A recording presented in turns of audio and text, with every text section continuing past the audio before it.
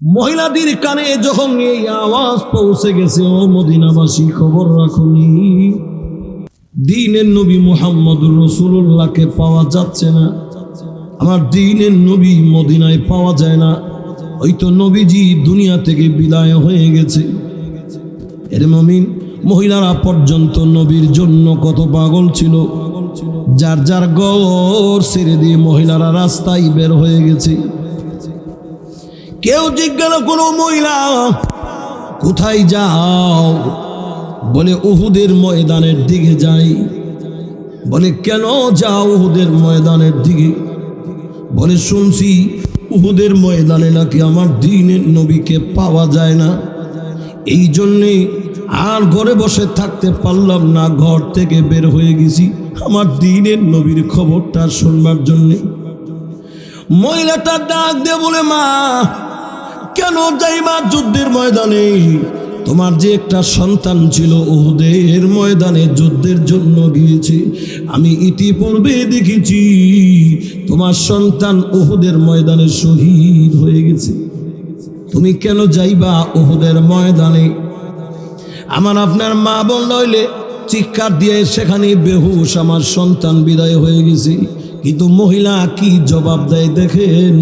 মহিলা ডাক দেয়া বলে, ভাইয়া আমার সন্তান উহুদের ময়দানে শহীদ হয়েছে, এতে আমার কোনো দুঃখ নাই, আমি আরো গর্ব করি, আমি আজকে থেকে শহীদের মা। জোরে কন্যা আল্লাহু আকবার। কাল কিয়ামতের কঠিন ময়দানে আমি আমাকে এরকম ভাবে আল্লাহর কাছে বলতে পারবো, প্রভু গো আমার সন্তান উহুদের ময়দানে শহীদ হয়েছে, আমি হইলাম শহীদের মা। ও ভাইয়া আমার সন্তান শহীদ হয়ে গেছে, এতে আমার কোনো অসুবিধা নাই, আমাকে বলো না এখনো পর্যন্ত আমার নবী উহুদের ময়দানে জিন্দা আছেনি? জোরে জোরে কোন আল্লাহু আকবার। আরেকজন মহিলার সঙ্গে সাক্ষাৎ হয়েছে। এই মহিলাকে জিজ্ঞাসা করে, মা তুমি কোথায় যাও? বলে উহুদের ময়দানের দিকে যাই। যায়া লাভ নাই গো, তোমার স্বামী যে উহুদের ময়দানে গিয়েছিল যুদ্ধ করার জন্য, আমি দেখেছি তোমার স্বামী উহুদের ময়দানে শহীদ হয়ে গেছে, যায়া লাভ নাই। মহিলা ডাক দে বলে, ভাইয়া আমার স্বামী উহুদের ময়দানে শহীদ হয়েছে, এতে আমার কোনো দুঃখ নাই, এতে আমার কোনো পেরেশানি নাই, আমার এ খবরটা খাও না এখনো পর্যন্ত আমার দ্বীনের নবী উহুদের ময়দানে জিন্দা আছেনি? এই জোরে জোরে কন্যা আল্লাহু আকবার। মহিলারা পর্যন্ত আমার দ্বীনের নবীর জন্য কত পাগল ছিলেন, দ্বীনের নবীর জন্য কত আশিক ছিলেন।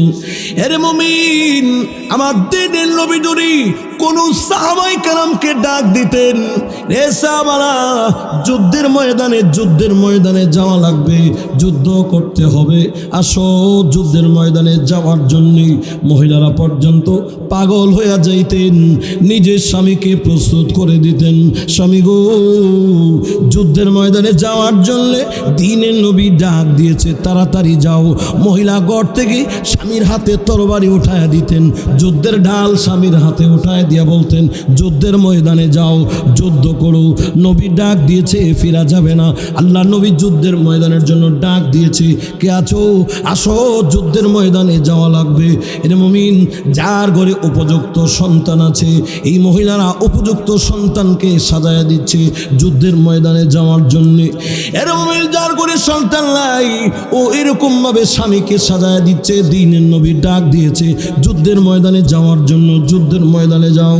একজন মহিলা, এর মুমিন, ছোট একটা বাচ্চাকে লইয়া রসুলের দরবারে গিয়া হাজির হয়েছে। আবার ছোট দুইটা বাচ্চা গিয়া নবীর দরবারে গিয়া বলে, ওগো নবীজি আমরা দুইটা ভাই, আমরা এসেছি যুদ্ধের ময়দানে যাওয়ার জন্যে, আমাদেরকে যুদ্ধের ময়দানে যাওয়ার সুযোগ করে দেন। সুবহানাল্লাহ কোন, আরো জোরে কোন আল্লাহু আকবার। দুইটা ভাই একটু ছোট বড়। আল্লাহর নবী এরকম ভাবে মিটার দিয়া নাপ দিচ্ছেন, এই মিটারের ভিত্তিতে যে পড়ে তারে যুদ্ধের জন্য কবুল করে। যে নাকি একটু ছোট হয় তাকে আর যুদ্ধের জন্য নেয় না। দুইটা ভাই গিয়েছে যুদ্ধের ময়দানে যুদ্ধ করবার জন্যই, কিন্তু নাপ দেয়া দেখে বড় ভাইটা যুদ্ধের মাফে পড়ছে, ছোট ভাইটা যুদ্ধের মাফে পড়ে নাই। আমার নবী বলেন তুমি যুদ্ধের ময়দানে যাইতে পারবা না। সঙ্গে সঙ্গে বাচ্চারা কান্না করতে শুরু করছে। জোরে জোরে কোন আল্লাহু আকবার।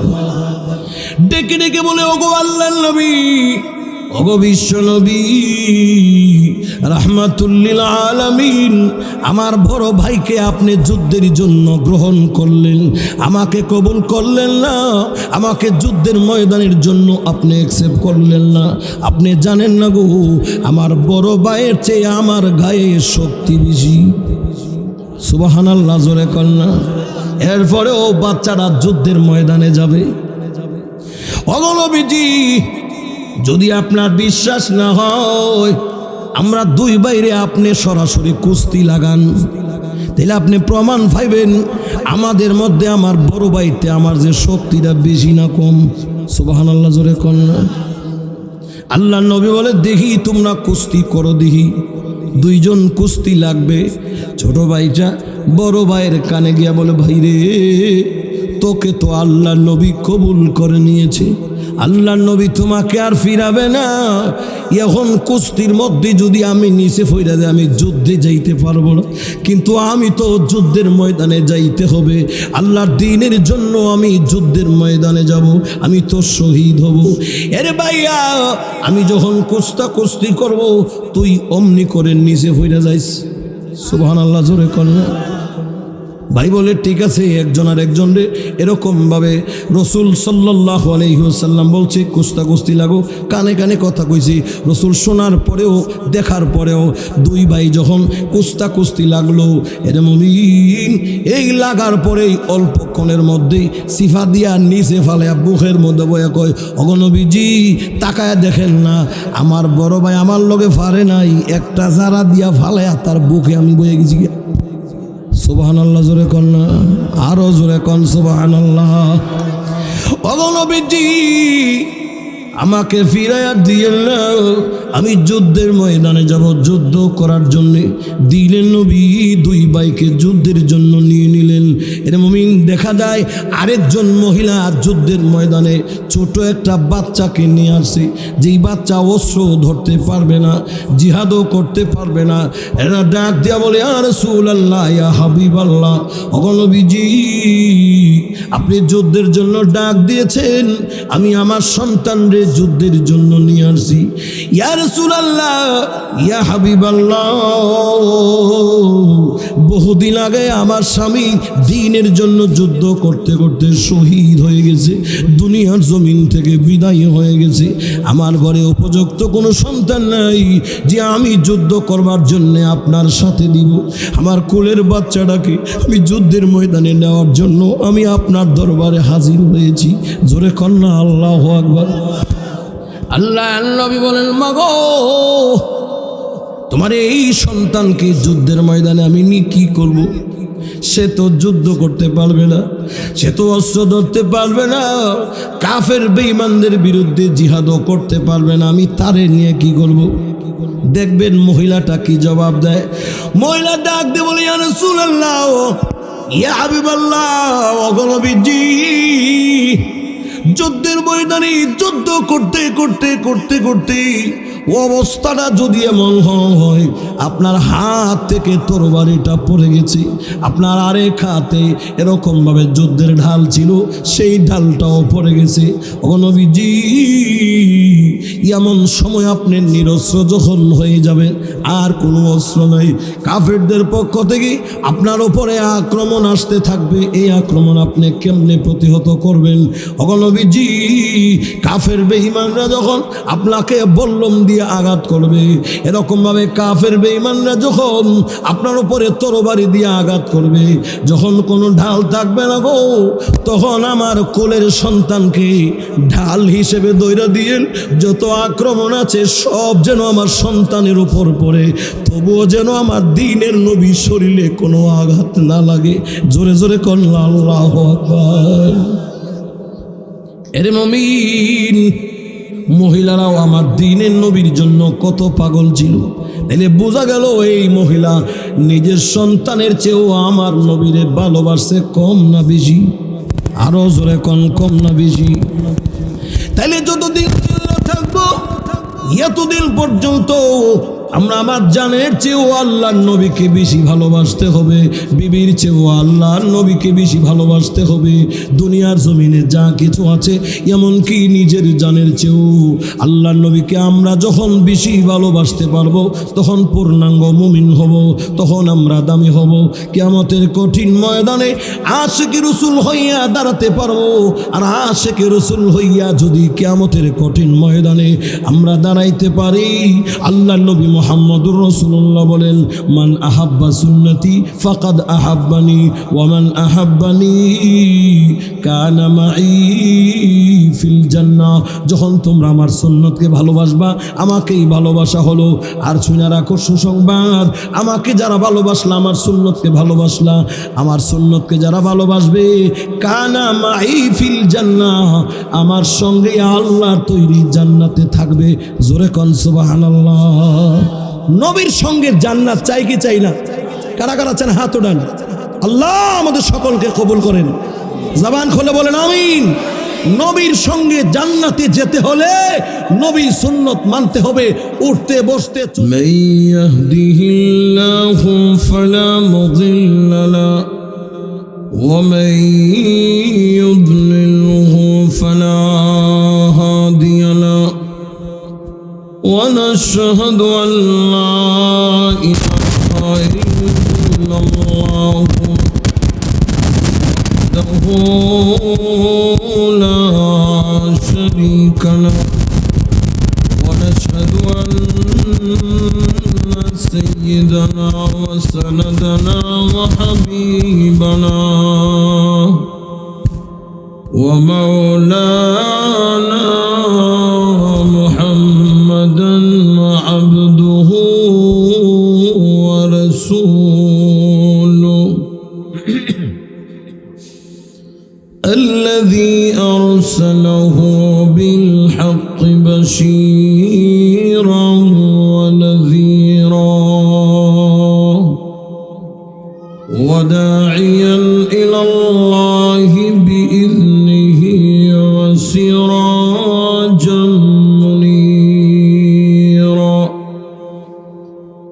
أما بعد فأعوذ بالله من الشيطان الرجيم. بسم الله الرحمن الرحيم. ومن يطع الله ورسوله فقد فاز فوزا عظيما. صدق الله العظيم. قال النبي صلى الله عليه وسلم لا يؤمن أحدكم حتى أكون أحب إليه من والده وولده والناس أجمعين، أو كما قال النبي عليه الصلاة والسلام. زبان کھولے درود شریف پوری صلی اللہ علی سیدنا ومولانا محمد وعلى آله وأصحابه وسلم. صلى الله على سيدنا ومولانا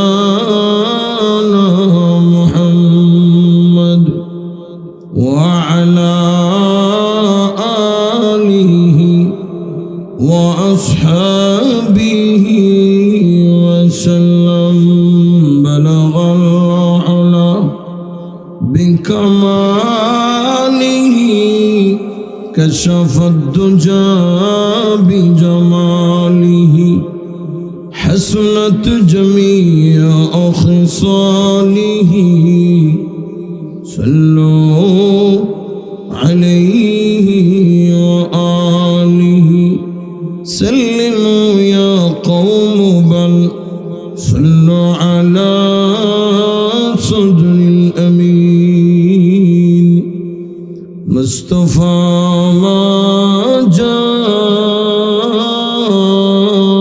إلا رحمة للعالمين اللهم صل وسلم وبارك عليه ঐতিহ্যবাহী বগদহর আলগাহাটি মরহুম মুজাফফর ও আনসার আলী ব্যাপারী স্মৃতি সংঘের উদ্যোগে আয়োজিত আজকের এই ওয়াজ ও দোয়ার মাহফিলের সম্মানিত সভাপতি ঐতিহ্যবাহী বগদহর কওমিয়া সিদ্দিকিয়া ইসলামিয়া মাদ্রাসার সুনামধন্য মুহতামিম উস্তাদুল আসাতেজা হযরতুল আল্লাম হযরত মাওলানা মুজাম্মিল হক সাহেব, আজকের মাহফিলের প্রধান অতিথি, বিশেষ অতিথিবৃন্দ, আজকের মাহফিলের প্রধান বক্তা মুফাসসির কোরআন হযরতুল আল্লাম হযরত মাওলানা কামরুল ইসলাম আরিফি সাহেব দামাত বারকাতুহুম। আলোচনা করেছেন হযরতুল আল্লাম হযরত মাওলানা মুফতি নজরুল ইসলাম খালিদ সাহেব সহ দিগার মুআজ্জাজ মুকাররম উলামায়ে কেরাম, এলাকার দিনদার ইমানদার মুসলমান ভাইরা, সমবয়সী যুবক ভাইরা, পর্দার আড়ালে অবস্থানরত আমার অত্যন্ত সম্মানিতা মা এবং বোনেরা, মহান মুনিবের আলিশান দরবারে লাখো কোটি শুকর যিনি আমাদেরকে আজকের এই মুবারকপূর্ণ মাহফিলে উপস্থিত হওয়ার তৌফিক দিয়েছেন। সেজন্য আমরা জবান খুলে বলি আলহামদুলিল্লাহ। মুহতারাম, আমি আপনাদের সামনে লম্বা চড়া কোনো আলোচনা করব না। শারীরিকভাবে এমনি একটু অসুস্থ, আমার আওয়াজেই বুঝতে পারছেন। বেশ কিছুদিন যাবৎ বয়ান করতে খুব কষ্ট হচ্ছে, তো আমি লম্বা চড়া কথা বলবো না, যেহেতু আমাদের বাড়িরই প্রোগ্রাম। আমার আজকে বয়ান করার মানে সেই বিষয়ও না, এরপরেও পারিবারিক কিছু লোক আছে, বয়ান করতে হবে তাদের দাবি। আবার সরাসরি লাইভ প্রচার হচ্ছে, আমাদের প্রবাসে যারা আছে সকলেই সরাসরি সম্প্রচার হচ্ছে, সারা ওয়ার্ল্ডে থেকে সকলেই দেখতেছে। তো সকলের দাবি একটু বয়ান করতে হবে, সেই হিসাবে আসলে বসা। আমি লম্বা চড়া আলোচনা করব না। আমাদের আজকের মাহফিলের যিনি প্রধান আলোচক, সুদূর সোনারগাঁ থেকে আগত হযরতুল আল্লাম হযরত মাওলানা কামরুল ইসলাম আরিফি সাহেব কিছুক্ষণের মধ্যে চলে আসবে। আমি আধা ঘন্টার সময় আপনাদের কাছে কিছু মুজাকারা করব। আল্লাহ তাআলা যেন আমাদের সকলকে যেই কথাগুলি বলবো, বলনেওয়ালা শুননেওয়ালা সকলকে বুঝার, মানার, আমল করার তৌফিক দান করেন। জবানটা খুলে বলেন আমিন। বসে বলার আগে আপনারা একটু আগে বসেন। আমাদের বসাটা একটু সুন্দর হয়েছেন, এখনো সামনে খালি জায়গা একটু এলোমেলো দেখা যায়। একটু আগে বসেন, সকলে একটু আগে সামনের দিকে আসেন। বসাটা একটু সুন্দর করলে সুন্দর হয়। আসেন সকলে একটু আগে বসেন, মাশাআল্লাহ একটু পরিবেশ করেন। এত বড় আয়োজন, আফসোস লাগে মানুষ বয়ানের সময় মানুষ থাকে না। এটা আফসোসের বিষয় না? কি বলেন, এটা আফসোস না আমাদের জন্য? এত বড় আয়োজন, কত বড় প্যান্ডেল, মানুষ কতগুলি থাকার দরকার, খাবার দাবার আয়োজন সব আছে, কিন্তু মানুষ নাই। আল্লাহ সকলকে এই ভিতরে কথা বলো কেন? আমরা যারা আশেপাশে আছি সকলের কাছে উদারত আহ্বান থাকবে, আমরা সকলেই মুবারকপূর্ণ মাহফিলে উপস্থিত হওয়ার চেষ্টা করি। এই মাহফিল আগামীকাল থাকবে না, আগামীকাল এখানে মাহফিল হবে না, এই মজমা থাকবে না, এই লাইটিং থাকবে না, বুজুর্গানে দ্বীনের কদম এখানে থাকবে না। যেহেতু আজকে আমরা এখানে পেয়েছি, এটার কদর করা দরকার। কি বলেন, ঠিক না? এটা কদর করা দরকার। এজন্য আশেপাশে আমরা যারা আছি সকলের কাছে আমার সবিনয় অনুরোধ, সকলের কাছে আমার আরজি, আপনাদের ছেলে হিসেবে, ভাই হিসেবে আপনাদের কাছে একটা দিন সময় আল্লাহর জন্য ব্যয় করেন, একটু কোরবানি দেন। এখনো তো ঘুমান নাই, সারা জীবন তো ঘুমাইছেন, সারা জীবন ঘুমাবেন। আড্ডাখানায়, দোকানে, চার স্টলে সারা বছরই বসতে পারবেন, কিন্তু এই মজমা প্রতিদিন পাবেন না। এজন্য মেহেরবানি করে আপনাদের ছেলে হিসেবে আপনাদের কাছে আমি জোরহাত করে বলছি, আপনারা দোকানে না বসে থেকে, আপন ঘরে না থেকে আসেন, মাহফিলে চলে আসেন। আমার আপনার মতো লক্ষ লক্ষ মানুষ আমাদের পেছনে শুয়ে আছে, যাদেরকে ডাকলে আর আসতে পারবে না। কথা বলেন না? আরে ভাই কথা বলেন, ঠিক নেই? যারা জমিনে ছিল আজকে সব ছেড়ে দিয়া অন্ধকার কবরে চলে গেছে। আজ থেকে কিয়ামত পর্যন্ত যদি কবরে গিয়ে ডাকতে থাকেন বাবারে, বাবা কি আসবে? কথা বলেন, আসবে? যদি ভাইকে ডাকেন, ভাই আসো, একটা নজর তোমাকে দেখি, তুমি আসো একটু, আসবে? আসবে না। হতে পারে আগামীকাল এমন সময় আসার আগে আগে আমি আর আপনিও সেই কবরের ভিতরে ঢুকে যেতে পারি। আমাদের এক সেকেন্ডের কোনো ওয়ারেন্টি, গ্যারান্টি নাই, আছে বলে? তো আমরাও হয়ে যাব লাশ, আমরাও হয়ে যাব পরকালের মুসাফির। এই জন্য জীবনের শেষ মাহফিল, আজকের মাহফিলকে মনে করেন জীবনের শেষ মোনাজাত, আজকের মোনাজাতকে মনে করেন। আসেন আমরা বুজুর্গানে দ্বীনের জবান থেকে দুইটা কথা শুনি।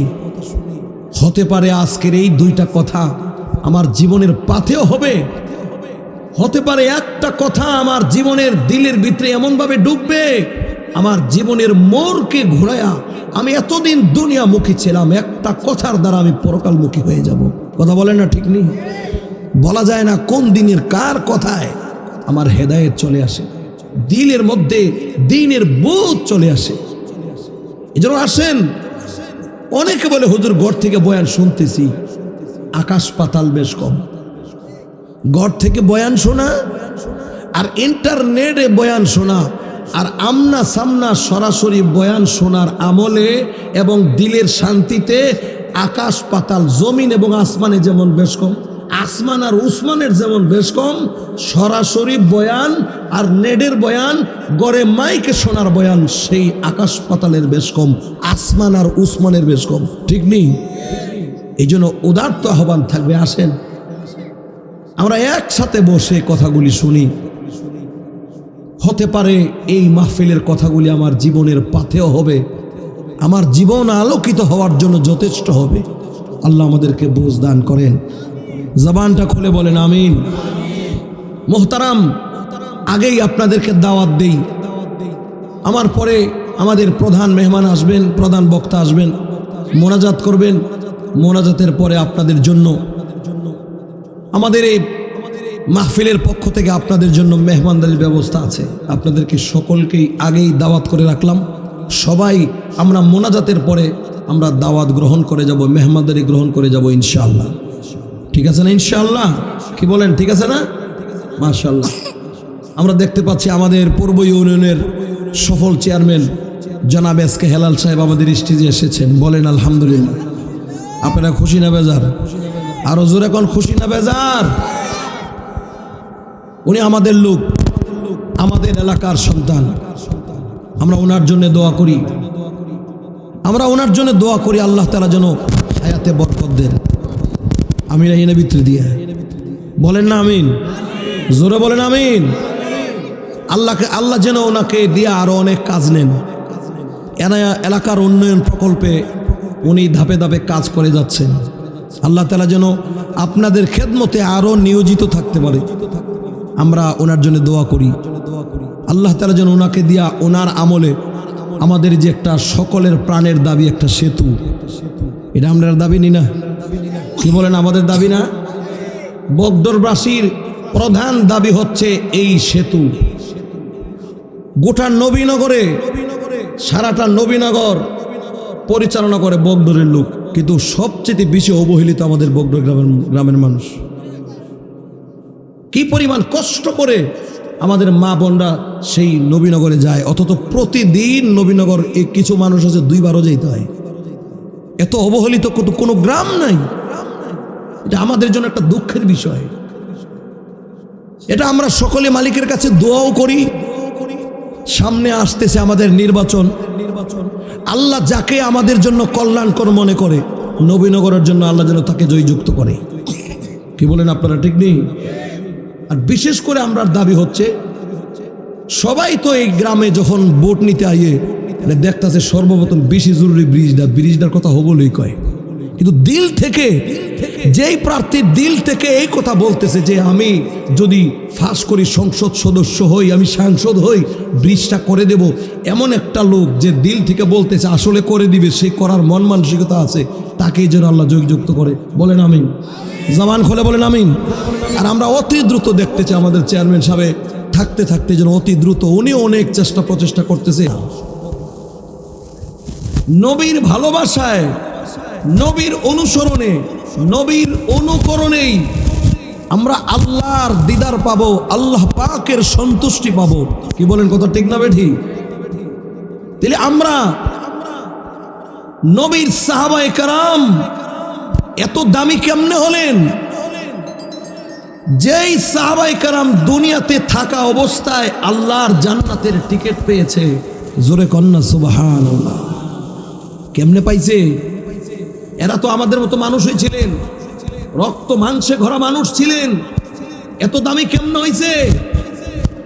যেই সাহাবায়ে কেরাম ইসলাম গ্রহণ করার পূর্বে এদের কোনো দাম ছিল না, এদের কোনো মর্যাদা ছিল না, কিন্তু দু জাহানের বাদশাহ মুহাম্মদ আরবি সাল্লাল্লাহু আলাইহি ওয়াসাল্লামের কদমে যখন জীবনকে বিলীন করেছেন, নবী মুহাম্মদুর রাসূলুল্লাহর হাত ধরে যখন জীবনকে দামি বানাইছেন, নবীর অনুসরণ করেছে, নবী মুহাম্মদুর রাসূলুল্লাহর জন্য নিবেদিত প্রাণ হয়েছে, নবীকে এমন ভাবে ভালোবেসেছে নিজের বিবি বাচ্চার চেয়েও বেশি, নিজের মা বাবার চেয়েও বেশি, নিজের আত্মীয় স্বজনের চেয়েও বেশি, এমনকি নিজের জানের চেয়েও বেশি যখন সাহাবায়ে কেরাম নবীকে ভালোবেসেছে, এই ভালোবাসার কারণে আল্লাহ সাহাবায়ে কেরামকে উচ্চ মর্যাদা দিয়েছে। যেই সাহাবী নবীর জন্য যত জীবন বিলীন করছে, নবীর পরশে যত বেশি থাকছে, আল্লাহ তাকে তত বেশি দামি বানাইছে। জোরে বলেন, কথা ঠিক না বেঠি? যেমন সিদ্দিকে আকবর রাদিয়াল্লাহু তাআলা,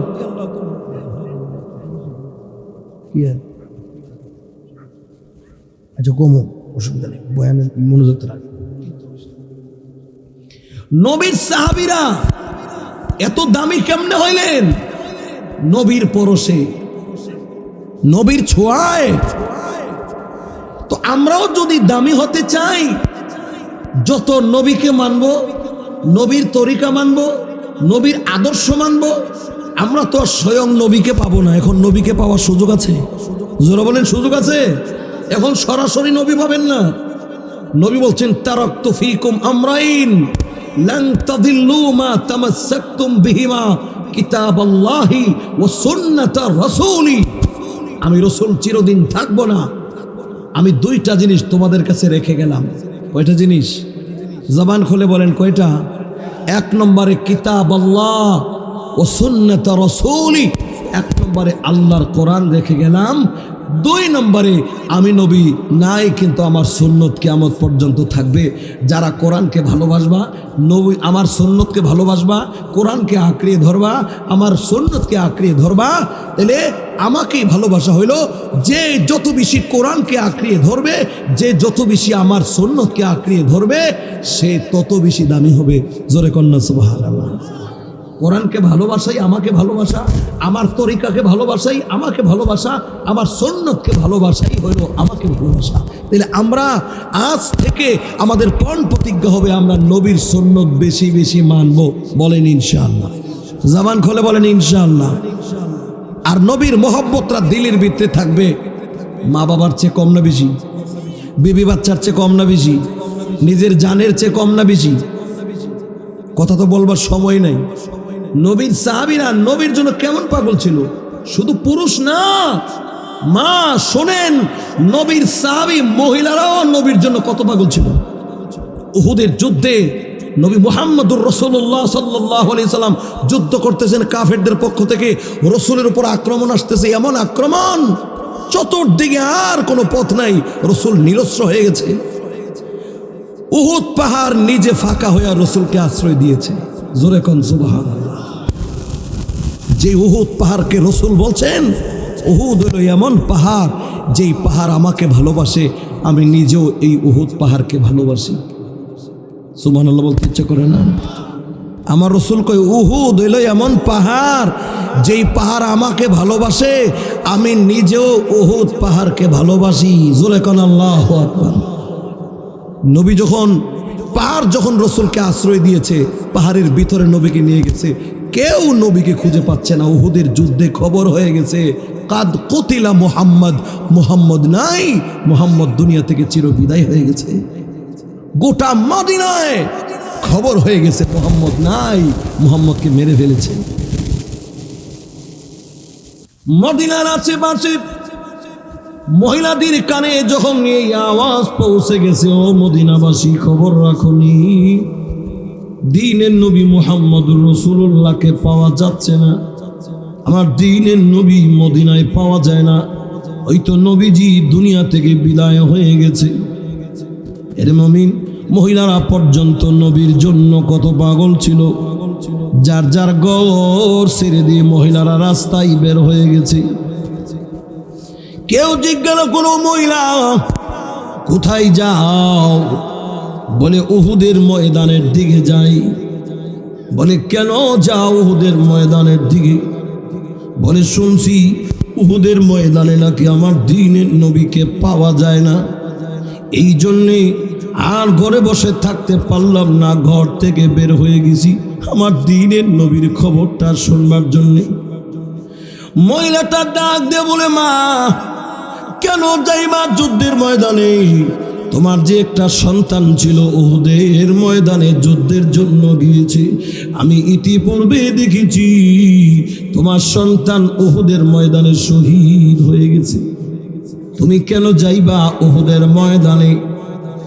আমার আপনার মা বোন নইলে চিৎকার দিয়ে সেখানে বেহুশ আমার সন্তান বিদায় হয়ে গেছে। কিন্তু মহিলা কি জবাব দেয় দেখেন।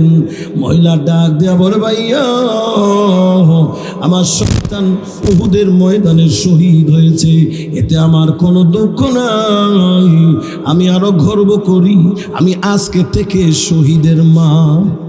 জোরে কন্যা আল্লাহু আকবার।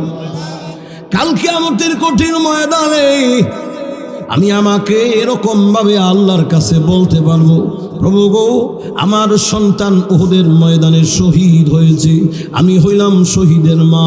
ও ভাইয়া আমার সন্তান শহীদ হয়ে গেছে, এতে আমার কোনো অসুবিধা নাই, আমাকে বলো না এখনো পর্যন্ত আমার নবী উহুদের ময়দানে জিন্দা আছেনি। জোরে জোরে কোন আল্লাহু আকবার। আরেকজন মহিলার সঙ্গে সাক্ষাৎ হয়েছে। এই মহিলাকে জিজ্ঞাসা করে, মা তুমি কোথায় যাও?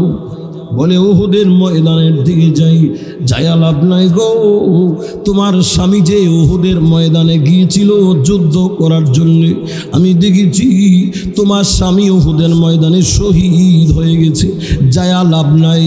মহিলা ডাক দে বলে, ভাইয়া আমার স্বামী উহুদের ময়দানে শহীদ হয়েছে, এতে আমার কোনো দুঃখ নাই, এতে আমার কোনো পেরেশানি নাই, আমার এ খবরটা কও না এখনো পর্যন্ত আমার দ্বীনের নবী উহুদের ময়দানে জিন্দা আছেনি। এই জোরে জোরে কন্যা আল্লাহু আকবার। মহিলারা পর্যন্ত আমার দ্বীনের নবীর জন্য কত পাগল ছিলেন, দ্বীনের নবীর জন্য কত আশিক ছিলেন। এর মুমিন, আমার দ্বীনের নবী যদি কোন সাহাবায়ে কেরামকে ডাক দিতেন, রে সাহাবারা যুদ্ধের ময়দানে যাওয়া লাগবে, যুদ্ধ করতে হবে, আসো যুদ্ধের ময়দানে যাওয়ার জন্য মহিলারা পর্যন্ত পাগল হয়ে যাইতেন, নিজের স্বামীকে প্রস্তুত করে দিতেন, স্বামী গো যুদ্ধের ময়দানে যাওয়ার জন্য দ্বীনের নবী ডাক দিয়েছে, তাড়াতাড়ি যাও। মহিলা ঘর থেকে স্বামীর হাতে তরবারি উঠায়া দিতেন, যুদ্ধের ঢাল স্বামীর হাতে উঠায় থামায় দিয়া বলতেন যুদ্ধের ময়দানে যাও, যুদ্ধ করো। নবী ডাক দিয়েছে, ফিরা যাবে না। আল্লাহ নবী যুদ্ধের ময়দানের জন্য ডাক দিয়েছে, কে আছো আসো, যুদ্ধের ময়দানে যাওয়া লাগবে।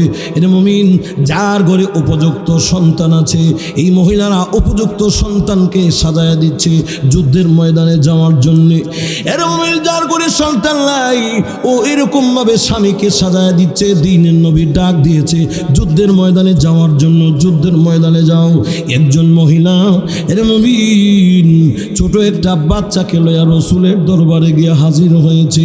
আবার ছোট দুইটা বাচ্চা গিয়া নবীর দরবারে গিয়া বলে, ওগো নবীজি, আমরা দুইটা ভাই, আমরা এসেছি যুদ্ধের ময়দানে যাওয়ার জন্যে, আমাদেরকে যুদ্ধের ময়দানে যাওয়ার সুযোগ করে দেন। সুবহানাল্লাহ কোন, আরো জোরে কোন আল্লাহু আকবার। দুইটা ভাই একটু ছোট বড়। আল্লাহর নবী এরকম ভাবে মিটার দিয়া নাপ দিচ্ছেন, এই মিটারের ভিত্তে যে পড়ে তারে যুদ্ধের জন্য কবুল করে, যে নাকি একটু ছোট হয় তাকে আর যুদ্ধের জন্য নেয় না। দুইটা ভাই গিয়েছে যুদ্ধের ময়দানে যুদ্ধ করবার জন্যই, কিন্তু নাপ দেয়া দেখে বড় ভাইটা যুদ্ধের মাফে পড়ছে, ছোট ভাইটা যুদ্ধের মাফে পড়ে নাই। আমার নবী বলেন, তুমি যুদ্ধের ময়দানে যাইতে পারবা না। সঙ্গে সঙ্গে বাচ্চারা কান্না করতে শুরু করছে। জোরে জোরে কোন আল্লাহু আকবার। ডেকে ডেকে বলে, ওগো আল্লাহর নবী, ওগো বিশ্ব নবী রাহমাতুল লিল আলামিন, আমার বড় ভাইকে আপনি যুদ্ধের জন্য গ্রহণ করলেন, আমাকে কবুল করলেন না, আমাকে যুদ্ধের ময়দানের জন্য আপনি অ্যাকসেপ্ট করলেন না। আপনি জানেন না গো, আমার বড় ভাইয়ের চেয়ে আমার গায়ে শক্তি বেশি। সুবহানাল্লাহ, জোরে কন্যা।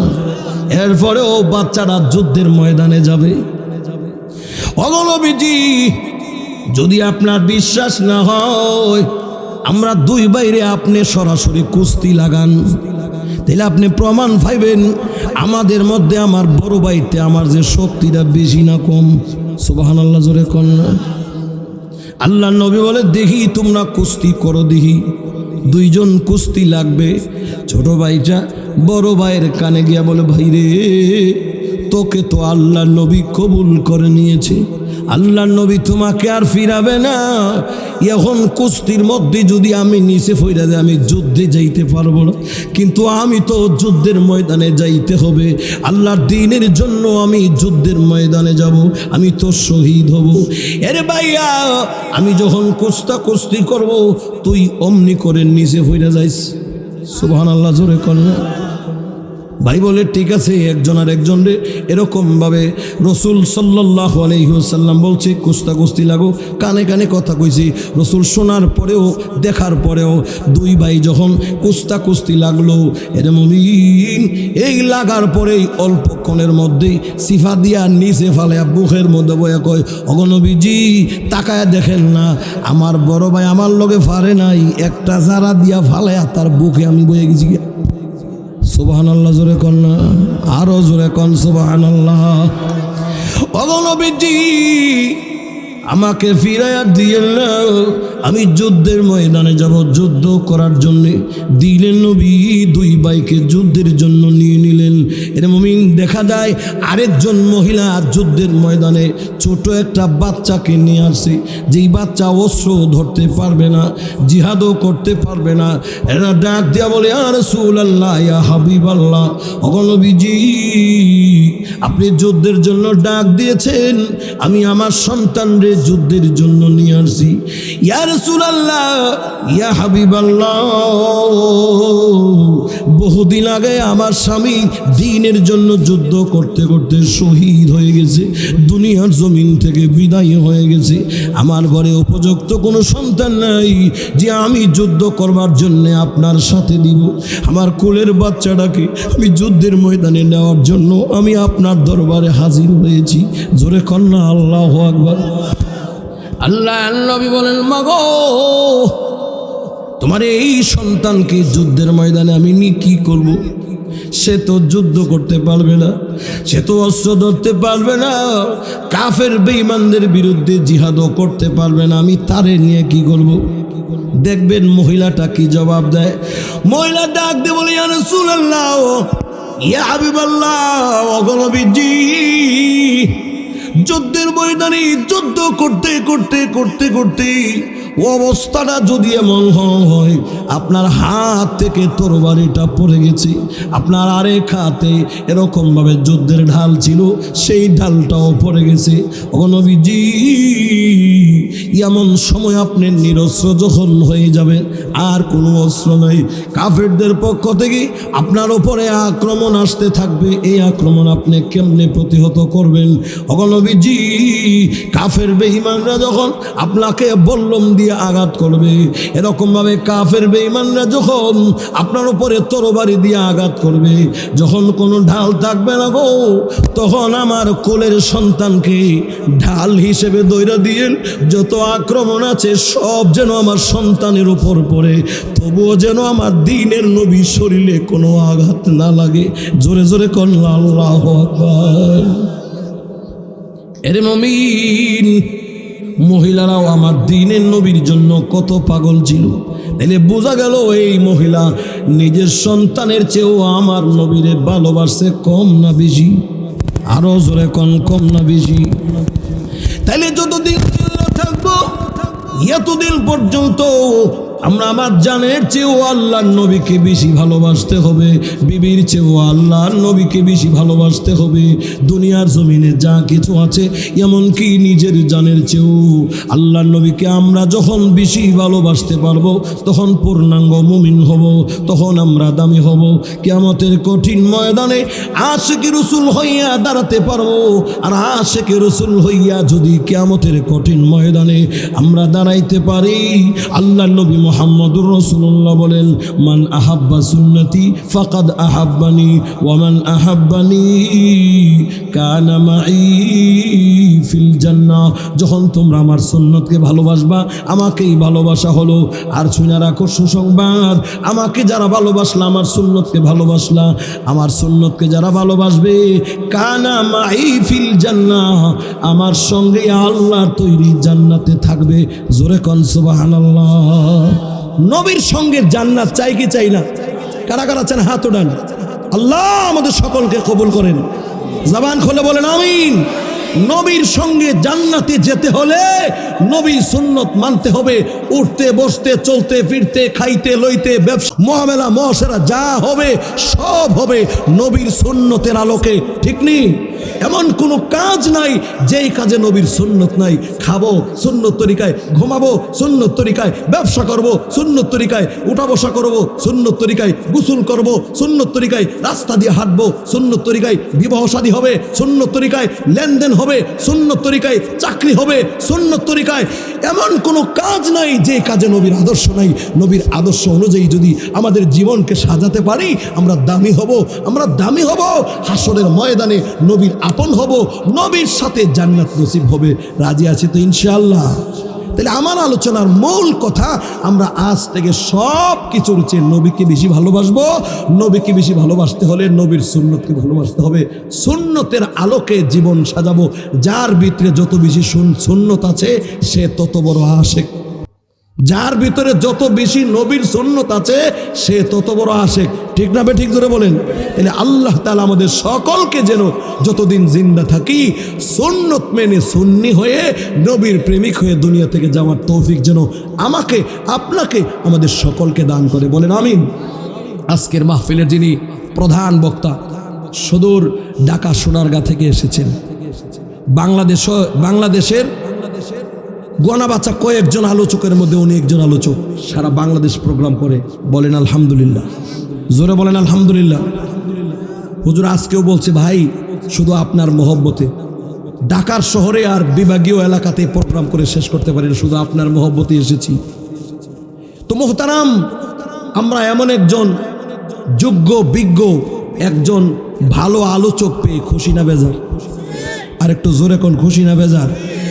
কিন্তু কষ্টের বিষয় হইল, এত বড় একজন আলোচক অনেক কষ্টের পরে আনলাম, কিন্তু আমরা সেই অনুযায়ী আমরা হুজুরের সামনে মানুষ উপস্থিত করতে পারলাম না। এটা আমাদের জন্য একটা দুঃখজনক বিষয়।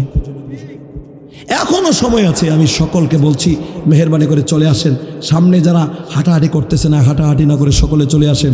আপনারা যদিও পুরুষ কম, মহিলা কিন্তু জায়গা হইতেছে না প্যান্ডেলের ভিতরে, মহিলা বেশি। মহিলারা দিল নরম, মহিলারা খুব ভালো আছে। কিন্তু আমরা সব ঘুমাইছে না, কিন্তু মানুষে ঘুমাইছে না, সব মানুষ আছে খাওয়া দাওয়া লইয়া, এদিকে বুট খাইতেছে, বাদাম খাইতেছে, পান খাইতেছে, চা খাইতেছে, সিগারেট খাইতেছে, সময় অযথা নষ্ট করছে।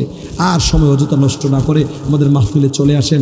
আল্লাহ আমাদের সকলকে হজরত যে আলোচনা করবে জবান খুলে মহব্বতে আমরা এমন দোয়াও করি, আল্লাহ হুজুরের জবান দিয়ে এমন কিছু কথা বের করে যে কথাগুলি আমাদের জন্য উপকার হয়। বলেন না আমিন? আরে ভাই বলেন না আমিন? আর আমরা প্রত্যেকটা কথাকে আমরা নিজে পাথে হিসেবে গ্রহণ করব। আমরা কথাগুলি কিনে নেব, কিছু কথা হুজুর থেকে শিখে যাব, যাতে আমল করতে পারে। আল্লাহ সে তৌফিক দান করে। আমি হুজুরে বসে আর লম্বা আলোচনা করব না, লম্বা আলোচনা করা উচিত হবে না, যেহেতু একটু বসেছি সকলের আবদারে, শারীরিকভাবে অসুস্থ। আপনাদের কাছে দোয়া আছে আল্লাহ যেন সুস্থতার নিয়ামত দান করে। হুজুর এখন আলোচনা করবে, আমরা এখনও যারা এদিক সেদিক আছি মেহরবানি করে সকলে চলে আসি। এখন আলোচনা করছেন মুফাসসির কোরআন আল্লামা হযরত মাওলানা কামরুল ইসলাম আরিফি সাহেব দামাত বারাকাতুহুম সোনারগাঁ। হজরতকে হজরতের মূল্যবান নসিহত পেশ করার জন্য আমাদের মাহফিল কমিটির পক্ষ থেকে এই হুজুরকে সবিনয় অনুরোধ করছি, সকলে